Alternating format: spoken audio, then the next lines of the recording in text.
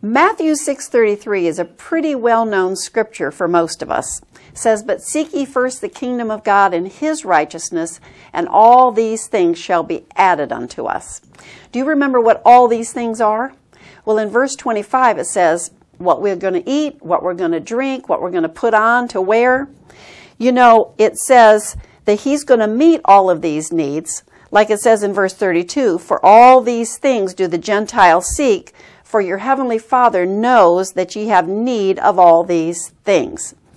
I don't know about you, but I'd like to have God meet all of my needs.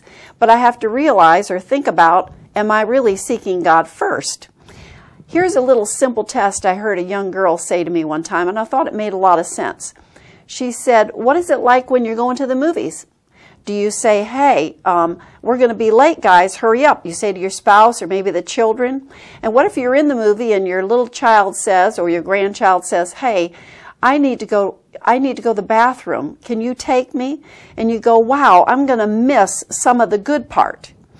Well, let's just take and transfer this to church. What do you feel like if you're going to be late to church on Sunday morning? Do you go, "Hey," to your spouse, or "Hey," to the kids, "Come on, I don't want to miss anything"?